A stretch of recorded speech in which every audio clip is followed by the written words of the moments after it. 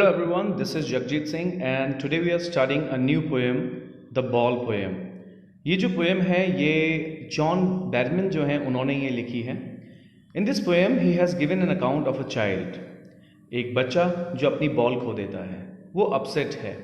एक बॉल जिसकी ज़्यादा कॉस्ट नहीं है, ना ही इतना मुश्किल है कि वो नई बॉल खरीद सके, लेकिन फिर भी वो अपसेट है. तो इस पोएम में हम उस बच्चे के एक्सपीरियंस के बारे में बात करेंगे, उसका पहला एक्सपीरियंस जब वो कोई बॉल खोता है. नाउ यहाँ पर ये जो पोएम हम बात कर रहे हैं, इसमें हम जानते हैं कि एक छोटा सा बच्चा जो खेलने के लिए एक टॉय के तौर पे बॉल का यूज़ करता है, जो हमेशा उसे अकम्पनी करती है या फिर ये हमेशा उस बॉल को अपने साथ रखता है, तो वो कितना जॉय और रिजॉइस फील करता है. लेकिन अगर वही बच्चा उस बॉल को खो दे तो वो बहुत ज़्यादा अपसेट और डिप्रेस हो जाता है. क्या कोई और बॉल उसको वो सेटिस्फैक्शन दे सकती है जो उसको उसकी पुरानी वो जो बॉल थी उससे मिल रही थी, जो उसके साथ उसने काफ़ी समय बिताया. वो बॉल जो खो गई है जिसके साथ उसने समय बिताया, क्या वो खुशी एक नई बॉल दे सकती है? और यही चीज़ सिखाने के लिए हमारे जो पोएट हैं जॉन बैरमन, वो बताते हैं इस पोएम में खासकर कि क्या रिएक्शन होता है हम लोगों का. हम लोग मीन्स कॉमन पीपल की बात हो रही है कि क्या रिएक्शन होता है जब हम कोई चीज़ खो देते हैं. एक लड़का जो है वो एक बॉल खो देता है और जिसकी बॉल वो पानी में गिर जाती है. इसका मतलब उस बच्चे की जो बॉल है वो पानी में गिर जाती है और वो बहुत अपसेट हो जाता है उस बॉल को खो के. एक बॉल जो है हालांकि उसकी इतनी कॉस्ट नहीं होगी, लेकिन और हाँ इतना डिफ़िकल्ट भी नहीं है कि उसे हम खरीद सके, लेकिन फिर भी पोएट जो है चाहते हैं कि वो बच्चा ये चीज़ को समझे कि ज़िंदगी जो है इसमें आदमी कुछ ना कुछ खोता है. ये कॉमन थिंग है लाइफ की कि आदमी जो है उसे हर एक स्टेप पर कुछ ना कुछ खोना है, चाहे वो हमारे लव वंस हों, चाहे वो हमारी वो वैल्यूएबल चीज़ें हैं जो हम अपने साथ हमेशा रखना चाहते हैं. इसकी अगर हम थीम की बात करें तो जो मोस्ट इम्पॉर्टेंट थीम जो इसमें निकल के आ रही है, जो ट्रू थीम जो निकल के आ रही है, वो ये है कि we should cherish each and every moment of our life. कि हमें अपने हर एक मोमेंट को इन्जॉय करके गुजारना चाहिए. लाइफ बहुत छोटी है और पोएट जो है वो रियलाइज़ करते हैं कि बहुत मुश्किल है कि हम अपने लॉसेस से डील कर सकें, लेकिन फिर भी हमें वो करना होगा, हमें आगे बढ़ना होगा. हम वेस्ट नहीं कर सकते अपने टाइम को, अपनी लाइफ को रोते हुए. और इसीलिए बहुत ज़रूरी है कि हमें अगर हम कोई चीज़ खो देते हैं तो हमें उससे बियर करना पड़ेगा, उस पेन को टॉलरेट करना पड़ेगा और आगे बढ़ना होगा. चलिए, तो ये तो हो गई इसकी थीम और introduction. Let's start with the poem now. What is the boy now who has lost his ball? What is he to do? वो लड़का अब कैसा है जिसने अपनी बॉल खो दी है? क्या क्या करेगा अब वो लड़का, वो बच्चा, वो बॉय जिसने अपनी वो बॉल खो दी है, अब वो क्या करेगा? और वो लड़का अब कैसा है? I saw it go merrily bouncing down the street and then merrily over there it is in the water. मैंने देखा था उस बॉल को बड़ी खुशी से, मैरिली मीन्स बड़ी खुशी से जो है वो फुदक रही थी, बाउंस कर रही थी डाउन द स्ट्रीट्स, और रास्ते पर चली गई, और देखो अब वो कहाँ पड़ी है, अरे वो तो अब पानी में गिर गई है ना. यहाँ पर अगर हम फिगर ऑफ स्पीच की बात करें तो पोएट जो है बैरमन जो है वो कहते हैं I saw it go merrily bouncing, मैंने उसे देखा खुशी से वो फुदक रही थी. अब डेफिनेट सी बात है कि आप एक बॉल को उम्मीद नहीं कर सकते कि वो खुश हो, और खुश होने का काम जो है वो एक ह्यूमन होता है, ह्यूमन वर्क है.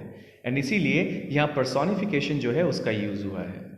तो पोएट कहते हैं कि वो लड़का कैसा होगा जिसने अपनी बॉल खो दी है, अब वो क्या करेगा? मैंने उस बॉल को देखा था खुशी से फुदकते हुए, जो उस स्ट्रीट से नीचे जाते हुए उस पानी में गिर गई, और देखो वो वहां उस पानी में है. No use to say O there are other balls. Berryman कहते हैं कि अरे ये कहना व्यर्थ होगा कि अरे और भी तो बॉल्स हैं. हम क्या करते हैं जब खासकर बच्चों के साथ जब कोई चीज़ खो जाती है उनकी, तो आप या हम क्या करते हैं, उन्हें दूसरी चीज़ देकर बोलते हैं अरे ये तो है, इससे खेल लो. An ultimate shaking grief fixes the boy. और अचानक वो जो बच्चा है वो दुख से घिर जाता है, उसको दुख जो है वो घेर लेता है, एंड ही स्टूड रिजिड, और वो वहीं पर खड़ा रहता है बिना मूव किए हुए। रिजिड मीन्स अनमूविंग, कांपता हुआ और देख रहा था, स्टेयरिंग डाउन, देखे जा रहा था किसको? उस बॉल को, उस बॉल को। और उसके बाद जो लाइन है सबसे इंपॉर्टेंट है इस पोएम की, कि all his young days into the harbour where his ball went.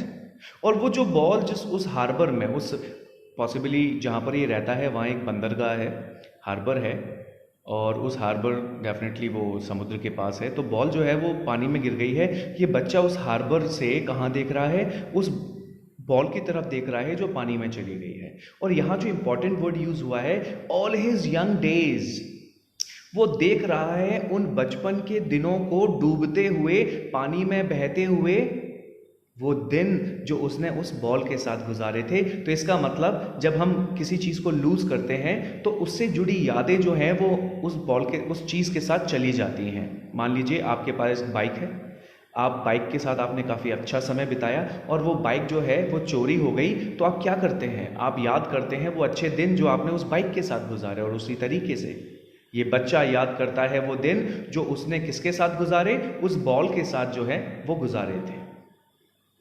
Young days का मतलब childhood days. I would not intrude on him. Poet कहते हैं, इंपॉर्टेंट लाइन, पोएट कहते हैं कि मैं उसमें हस्तक्षेप नहीं करूंगा, मैं उसको इंट्रूड नहीं करूंगा, मैं इंटरवीन नहीं करूंगा, मैं बीच में दखलंदाजी नहीं दूंगा। इसका मतलब पोएट चाहते, क्योंकि पोएट देख रहे थे उस बच्चे को, पोएट चाहते तो उसको पैसे दे देते कि जाओ, या फिर एक नई बॉल दे देते और कह देते लो बेटा इससे खेलो। लेकिन पोएट ने क्या डिसाइड किया कि he will not intrude on him, कि वो उसको इंक्रोच नहीं करेंगे, वो दखलंदाजी नहीं करेंगे, वो उसे उसके उस एक्सपीरियंस से गुजरने देंगे और उसे बीच में रोकेंगे नहीं। सेंट से है। और अनदर बॉल, या मैं उस बच्चे को ऑफर करूं कि वो अनदर बॉल ले ले, तो इट इज वर्थलेस, वो बिल्कुल वर्थलेस होगा। क्योंकि जो बच्चा है उसका उस पुरानी बॉल से, जो बॉल उसकी पानी में गिर गई है, जो उसकी बॉल खो गई है, उससे उसका एक अटैचमेंट था, उसके साथ उसकी मेमोरीज जुड़ी हुई हैं। और इसीलिए मेरे 10 सेंट्स देने या मेरी नई बॉल देना जो है, ये दोनों ही वर्थलेस होंगे, ये बिल्कुल ही यूजलेस एक स्टेप होगा जो वो लेने वाले हैं। हालांकि उन्होंने नहीं लिया, क्योंकि वो इंट्रूड नहीं करना चाहते। किस चीज को? Now he senses first responsibility in a world of possession. अब जो बच्चा है वो पहली बार ये सीख रहा है कि इस जो वर्ल्ड ऑफ पोसेशन है, ये दुनिया जहाँ पर लोग अपनी कुछ चीज़ों को ऑन करते हैं, उन पर अपना अधिकार जमाते हैं, और पहली बार उसे समझ में आया है कि किस तरीके से उसे अपना ख्याल रखना चाहिए, उसे टेक केयर करना चाहिए। किसका? उन चीज़ों का जो उसकी हैं, जिसको वो ओन करता है इस वर्ल्ड ऑफ पोजेशन में, जहाँ पर दुनिया जो है वो चीज़ों को ओन करती है। पीपल विल टेक बॉल्स, लोग जो हैं वो बॉल्स लेंगे। People will be balls will be lost always, और जो बॉल्स हैं वो क्या होंगी? वो खो जाएंगी। नाउ वेरी इंपॉर्टेंट पॉइंट, एक और फिगर ऑफ स्पीच यहाँ देखने को मिल रहा है कि लोग जो हैं वो बॉल्स लेंगे। इसका मतलब लोग अलग अलग चीज़ों को खरीदेंगे, लोग अलग अलग चीज़ें खरीदते हैं, and balls will be always lost. और ये जो चीज़ें हैं, तो यहाँ पर बॉल जो है वो किसको रेफर किया गया है? Ball is refer to the materialistic things, और ये जो मटेरियलिस्टिक थिंग्स से कंपेयर किया गया है, तो यहाँ पर आप देखेंगे ना एज का यूज हुआ है और ना लाइक का। इसका मतलब बॉल हैज बीन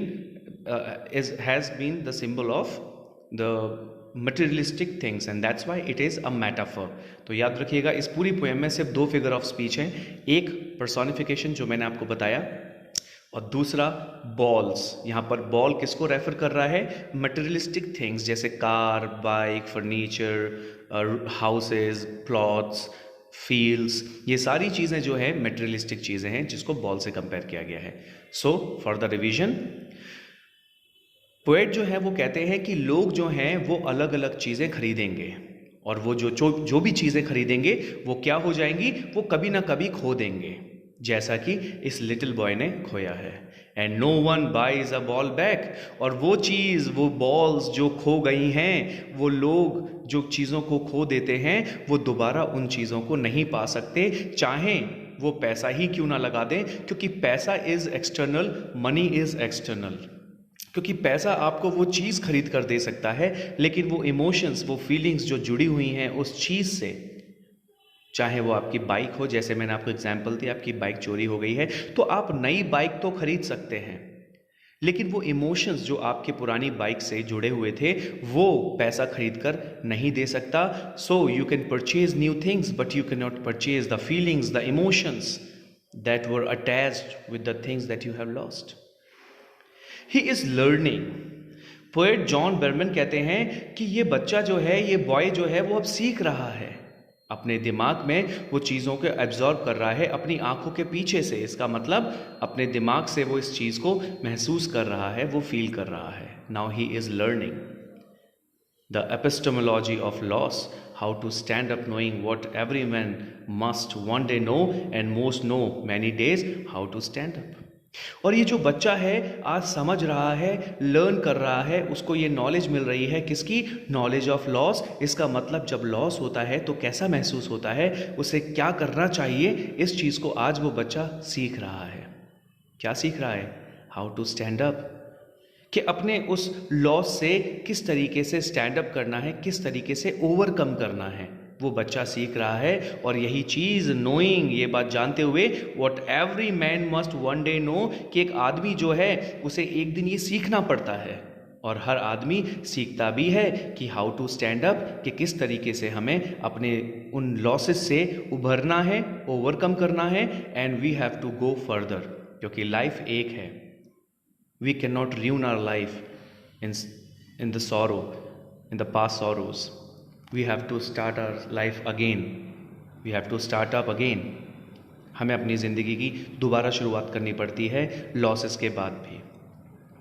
तो इसका मतलब बच्चा जो है वो सीख चुका है, वो सीख रहा है, जो हर आदमी सीखता है एक दिन, और अधिकतर लोग हर दिन इसको जानते हैं, सीखते हैं कि किस तरीके से हमें स्टैंड अप करना है, किस तरीके से हमें खड़े होना है, ओवरकम करना है उन दुखों से, उन सौरों से जब हम कोई चीज़ खो देते हैं उस समय।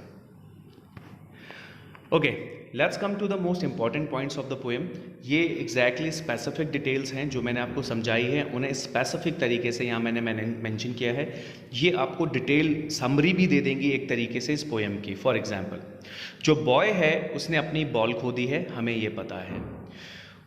ही वॉज प्लेइंग, वो खेल रहा था, और वो बॉल जो है वो बाउंस करते हुए कहाँ चली जाती है? स्ट्रीट पर चली जाती है, और उसके बाद वो गिर जाती है पानी में और वो बॉल खो जाती है।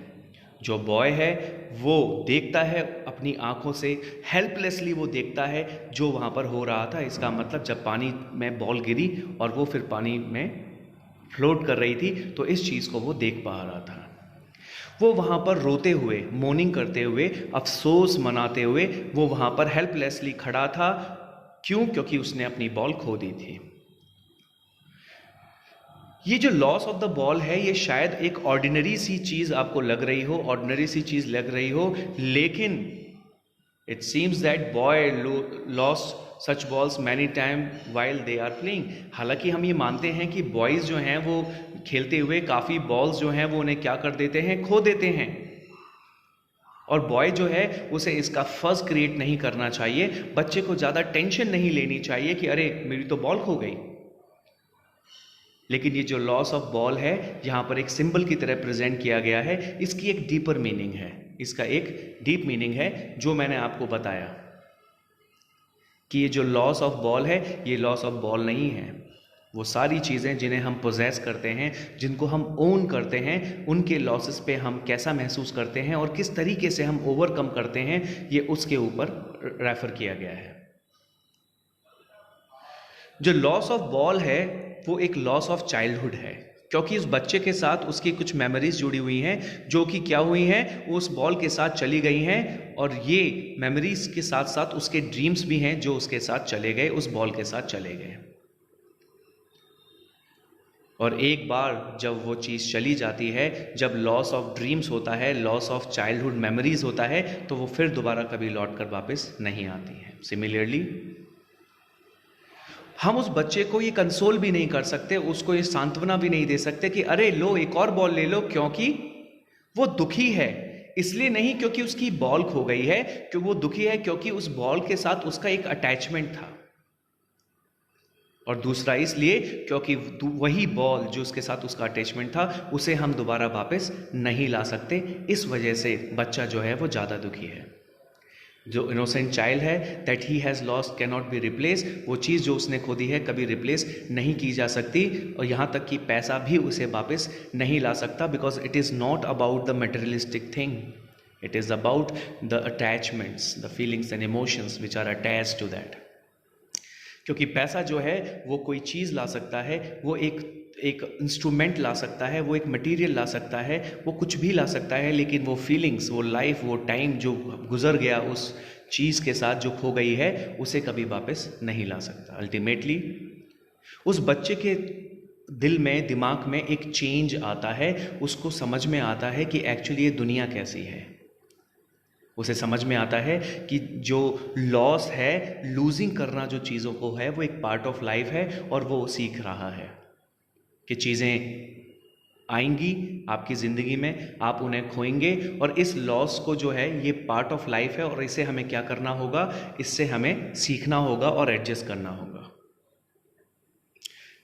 लॉस होता है जब ज़िंदगी में, तो आदमी जो है वो टूट जाता है, लेकिन इस पोएम में ये समझाया गया है कि ये जो लाइफ है, ये जो टाइम है, ये बहुत इंपॉर्टेंट है, और अगर आप कोई चीज़ खोते हैं, लूज़ करते हैं, तो आप अपनी स्पिरिट को नहीं तोड़ सकते, आप अपनी अंतरात्मा को डिस्ट्रॉय नहीं कर सकते, क्योंकि आपको पता है कि आपको कितनी प्रीशियस लाइफ मिली है। तो इसीलिए ये यूजलेस है कि आप दुख मनाएं उन चीज़ों का जो आप खो चुके हैं। यू मस्ट स्टैंड अप, आपको खड़े होना होगा, जिससे कि आप लॉसेस को फेस कर सकें डिटर्मिनेशन के साथ और करेज के साथ। और इसका मतलब यही है, life has to be lived, life जो है वो जी जानी चाहिए, and not wasted in grieving, और दुख में उसे व्यर्थ नहीं करना है, रोना नहीं है अपने लॉसेस को लेके, on suffering in the past, और पास्ट की सफरिंग्स को लेकर। तो हमें अपने दुख पर काबू करना होगा, हमें करेज के साथ और डिटर्मिनेशन के साथ अपने उन दुखों से लड़ना होगा। ये सीख मैं आपको भी देना चाहता हूँ, ये सीख मैं अपने आप को भी देना चाहता हूँ, ये सीख मैं उन सबको देना चाहता हूँ जो मुझे सुन रहे हैं, जो इस पोएम को पढ़ रहे हैं और इसे समझ रहे हैं, कि दुख एक हिस्सा है हमारी ज़िंदगी का। समय के साथ साथ हम खोएंगे अपने पेरेंट्स को, अपनी बेस्ट पार्ट को, पार्ट ऑफ द लाइफ को, ज़िंदगी में हम इम्पॉर्टेंट चीज़ों को खोएंगे, लेकिन हमें सबको दुख होता है, लेकिन ज़िंदगी में ये सीखना ज़रूरी है कि दुख जो है it's a part of life. ज़िंदगी में दुख ज़रूर आएंगे, लेकिन हमें क्या करना है, हमें करेज के साथ, डिटर्मिनेशन के साथ हमें आगे बढ़ना है। So this was all about the explanation of the poem as in the main points. Let's start with the questions and try to find out the important questions जो मैंने ऑलरेडी लिखे हुए हैं। एग्ज़ाम में नॉर्मली इससे ज़्यादा कुछ खास आता नहीं है। ये जो क्वेश्चंस हैं, ये इसमें एक गलती हो गई है, 5 के बाद मैंने 7 लिख दिया, तो please don't mind that. But point ये है कि ये जो जितने भी क्वेश्चंस हैं, ये बहुत ही इंपॉर्टेंट क्वेश्चंस हैं, क्योंकि घुमा फिरा के एक्सट्रैक्ट भी आएगा तो यही आएगा। As far as the figure of speeches are concern, मैंने आपको 2 फिगर ऑफ स्पीच बताए हैं इसमें। पहला पर्सोनिफिकेशन है, जहाँ पर बॉल को किससे कंपेयर किया गया है, मैरी बाउंसिंग, तो वो हमारा पर्सोनिफिकेशन है। और बॉल्स जो हैं वो किसको रेफ़र कर रहा है, बॉल रेफ़र कर रहा है उन सारी मटेरियलिस्टिक चीज़ों को, और इसीलिए ये मेटाफर है। तो ये 2 चीज़ें आपको ध्यान से समझनी होंगी। Let's come to the important question now. What was the reaction of the boy at the loss of his ball? तो बेचारा वो ट्रांसफिक्स्ड हो गया है, स्टिफ हो गया है, ट्रैम्बलिंग कर रहा है, and he is weeping, he is crying, he is mourning and mourning for the loss that he had. Where was the boy staring down, तो बच्चा कहाँ देख रहा था, he was looking down at the harbour, वो harbour पे बाहर देख रहा था, where the ball has gone, और where he has lost the ball. What does in the world of possession mean? World of possession का मतलब मैंने आपको बताया, वो दुनिया जहाँ पर लोग जो हैं चीज़ों को ओन करते हैं, अपना अधिकार जो है वो जमाते हैं, चीज़ें खरीदते हैं, अधिकार जमाते हैं। What lesson does the boy learn? Definitely ज़िंदगी जो है वो ऑन गोइंग रहती है, it keeps on going. And हमें क्या करना है, इस बॉय को ये समझ में आ गया है, हमें जो लिखना है कि बॉय जो है उसे समझ में आ गया है कि ज़िंदगी में लॉसेस जो हैं वो एक पार्ट ऑफ लाइफ हैं, जो कि हमेशा समय के साथ आएंगे, लेकिन हमें क्या करना है, करेज और डिटर्मिनेशन के साथ उनसे लड़ना है, उन्हें अवॉइड करना है, एज इन उन्हें भूलने की कोशिश करनी है। Why is money called external? As I told you, money can buy you things but cannot buy the emotions and feelings that are attached to it, not even buy the time and the sorrow that the time you have spent, ठीक है, and the memories। तो ये चीज़ आपको लिखनी है। Last question है जो question number 6 है, a ball is an essential is easily available inexpensive thing, then why is the boy so sad to lose it?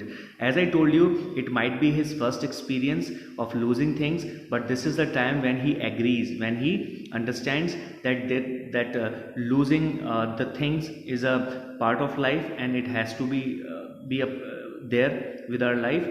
बस हमें क्या करना है, हमें डिटर्मिनेशन के साथ, करेज के साथ उसे ओवरकम करना है।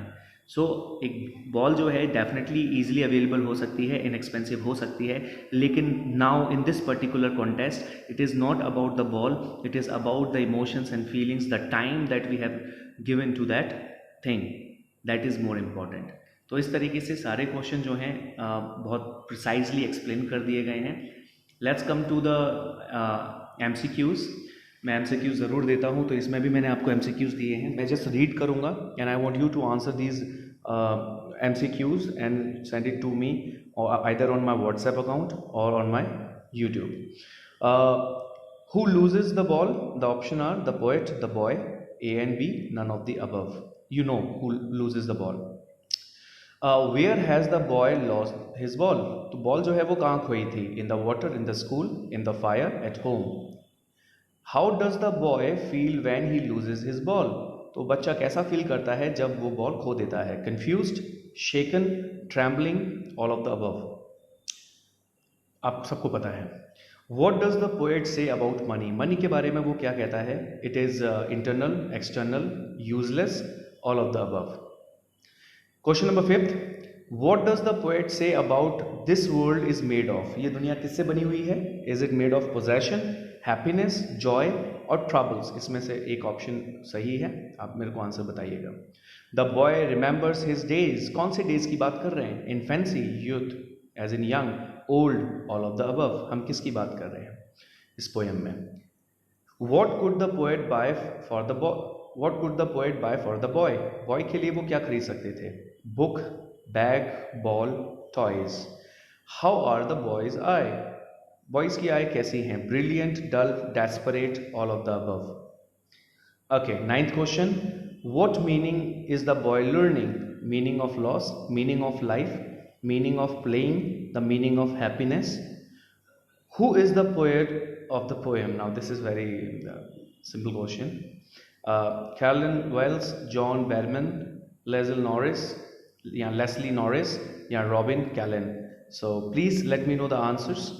और आपको पोएम समझ में आई, नहीं आई, कौन से डाउट रहे, please ask me and I will make sure मैं अगली वीडियो में उसको भी ऐड कर लूँ। चलिए, thank you very much, have a good day.